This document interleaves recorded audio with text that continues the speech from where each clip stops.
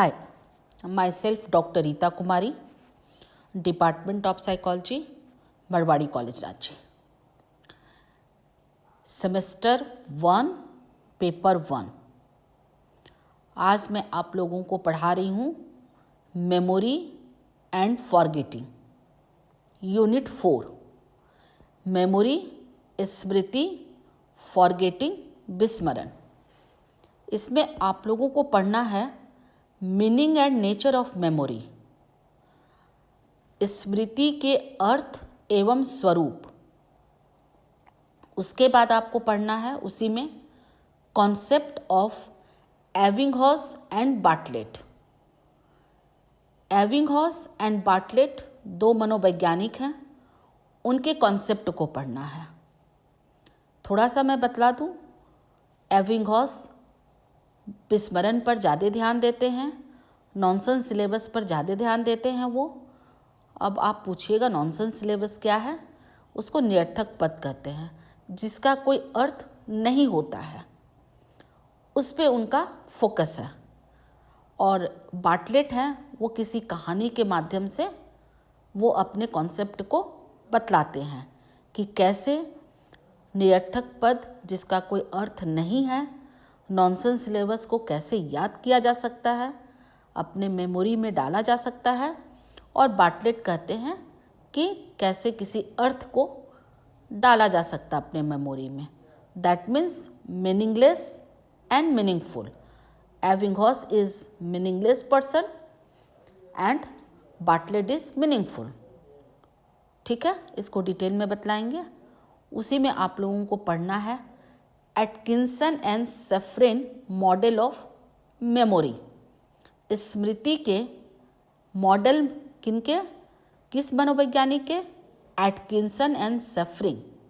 Atkinson and Shiffrin एक मनोवैज्ञानिक हैं, उनके मॉडल को पढ़ना है। ठीक है, उसके बाद फिर उसी में आपको पढ़ना है types of memory. Types of memory में मेमोरी के प्रकार, सेंसरी मेमोरी, संवेदी स्मृति, शॉर्ट टर्म मेमोरी, लघुकालीन स्मृति, लॉन्ग टर्म मेमोरी, दीर्घकालीन स्मृति। उसके बाद फैक्टर्स इम्प्रूविंग मेमोरी, स्मृति को इम्प्रूव करने के लिए जितने सारे कारक हैं, दैट मीन्स स्मृति को उन्नत बनाने के बहुत सारे फैक्टर्स हैं। उनको मैं सिलेबस में भी ये सब डिस्कशन कर चुकी हूँ, फिर भी आप लोग बार बार सवाल करते, इसीलिए मैं फिर से इसे बतला रही हूँ। उसके बाद पढ़ना है आगे आपको फॉरगेटिंग, विस्मरण, नेचर एंड कॉजेस।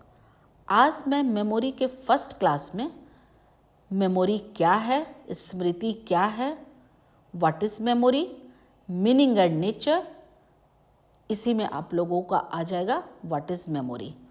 ठीक है, तो सबसे पहले ये जानना बहुत ज़रूरी है कि स्मृति होता क्या है, स्मृति है क्या। ऐसे बोलचाल की भाषा में हम लोग कहते हैं कि किसी चीज़ को याद रखना ही स्मृति है। ठीक है, जब भी मैं किसी चीज़ को याद रखते हैं हम लोग, तो उसको हम लोग स्मृति कहते हैं। और इस स्मृति में ऐसी बातें होती है कि इसे मानसिक क्रिया के रूप में जोड़ा गया है। जैसे स्मृति एक मानसिक क्रिया है। स्मृति का आधार अर्जित अनुभव है। अर्जित अनुभव है एक्वायर्ड एक्सपीरियंस। कोई भी स्मृति, कोई भी मेमोरी जब कोई घटना घट जाती है, उसके बाद ही मस्तिष्क में, ब्रेन में आता है। उसके पहले तो मेमोरी आती नहीं है। आप कोई फिल्म देखे होंगे तो उस फिल्म को 2 दिन के बाद या उस सेम डे आकर जब आप अपनी फ्रेंड को या परिवार के लोगों को बताती हैं कि उसमें ये चीज़ दिखाया गया था, तो उसे मेमोरी कहते हैं, स्मृति कहते हैं कि आपको इतने से चीज़ याद रहा। इसका पुनः उत्पादन परिस्थिति के अनुसार होता है। अभी जैसे आपको एग्जाम्पल दिए हम कि जब कोई 4 दिन के बाद वो फिल्म के बारे में आपसे पूछेगा तो 4 दिन के बाद आप उसको बतलाइएगा, लेकिन उसमें बहुत सारी चीज़ जो होती है वो आदमी कुछ ऐड कर लेता है, कुछ भूल जाता है। समय के साथ चीज़ों को लोग भूल जाते हैं। अक्सर लोग अपने बारे में यह शिकायत करते हैं कि उनकी स्मृति या याददाश्त कमज़ोर हो गई है। पहले वह किसी बात को एक बार सुनकर ही बहुत दिनों तक याद रखते थे, पर अब तो कोशिश करने पर भी याद नहीं रख पाते हैं और भूल जाते हैं।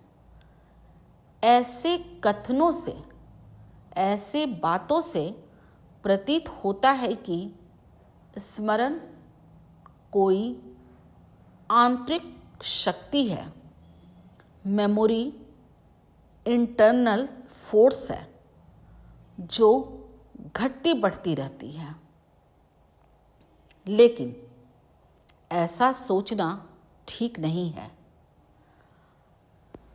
मनोवैज्ञानिकों ने, साइकोलॉजिस्ट ने यह सिद्ध कर दिया है कि स्मृति स्मरण पर निर्भर करती है और स्मरण कोई शक्ति नहीं है। स्मरण मीन्स रिमेंबरिंग। हम किसी चीज़ को रिमेंबर करते हैं, याद करते हैं। इनका कहना है कि मेमोरी जो है वो किसी रिमेंबर पर आधारित नहीं होती है या निर्भर नहीं होती है, और रिमेंबरिंग कोई शक्ति, कोई फोर्स नहीं है, बल्कि संवेदन, सेंसेशन, संवेदन का इंग्लिश होता है सेंसेशन, प्रत्यक्षीकरण, परसेप्शन, सीखना, लर्निंग आदि की तरह एक मानसिक प्रक्रिया, मेंटल प्रोसेस है। कई बातें इस मानसिक क्रिया को प्रभावित करती हैं, जिसके फलस्वरूप कभी कभी किसी घटना को हम अधिक समय तक स्मरण करने में समर्थ रहते हैं और कभी उसे शीघ्र भूल जाते हैं। स्मृति की बहुत सारी परिभाषाएं हैं, उसमें से कुछ परिभाषाओं का वर्णन करेंगे।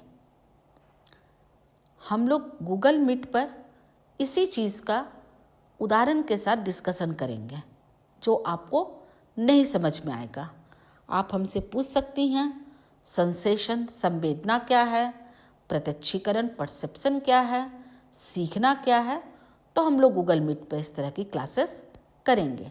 अभी आप लोगों को नोट्स के हिसाब से मैं आप लोगों को नोट्स दे रही हूँ और उसमें आप लोग पढ़कर समझने की कोशिश कीजिएगा।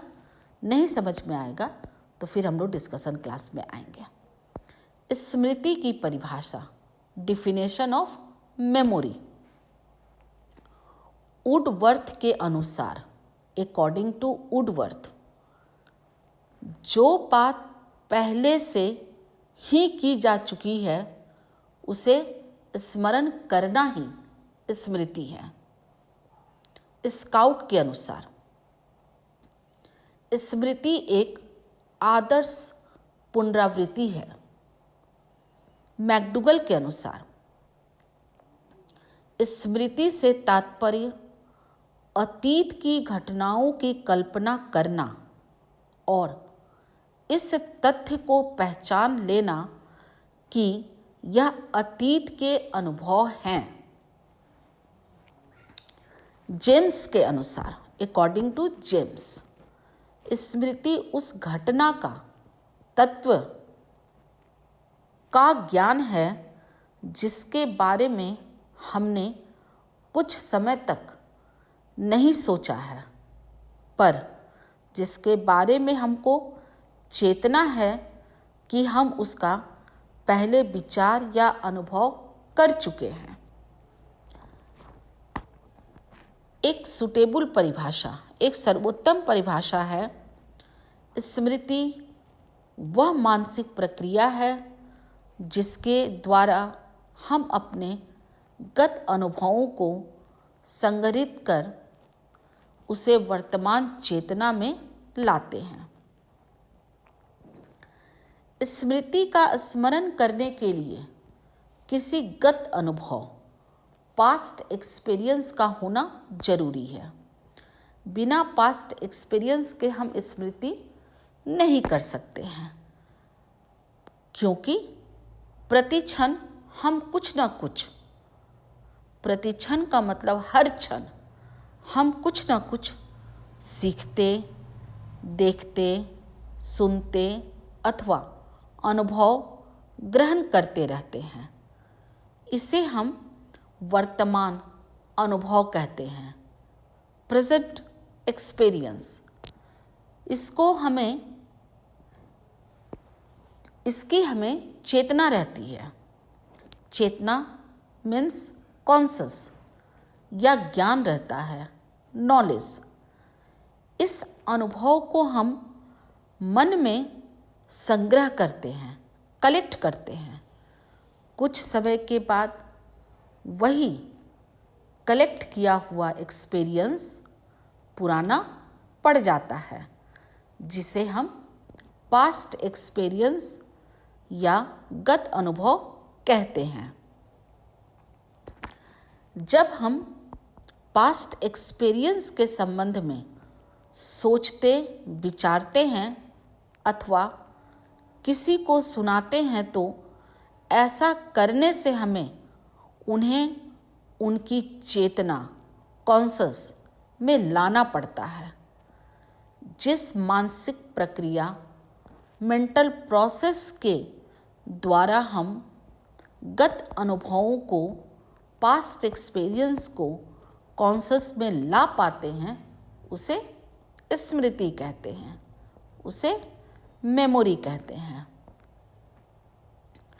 जब हम अपने स्कूली जीवन की घटनाओं का स्मरण करते हैं तो ऐसा करने में हमें उन सारी घटनाओं के पास्ट एक्सपीरियंस को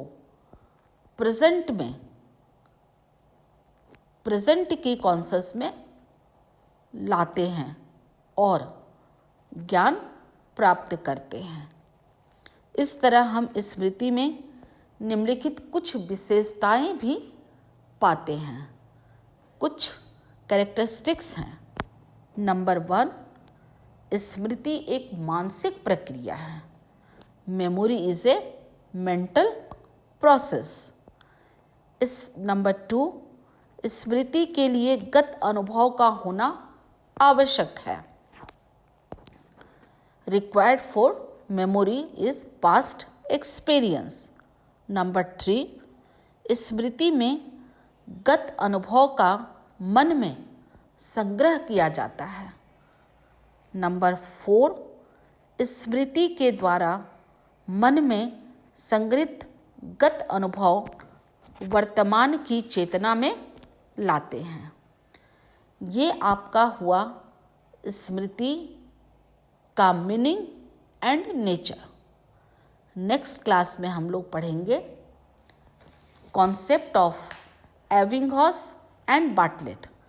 लेकिन concept of Ebbinghaus and Bartlett पढ़ने के पहले पढ़ेंगे हम लोग टाइप्स ऑफ मेमोरी।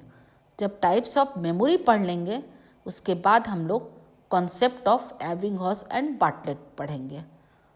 तो नेक्स्ट क्लास के लिए टाइप्स ऑफ मेमोरी। धन्यवाद।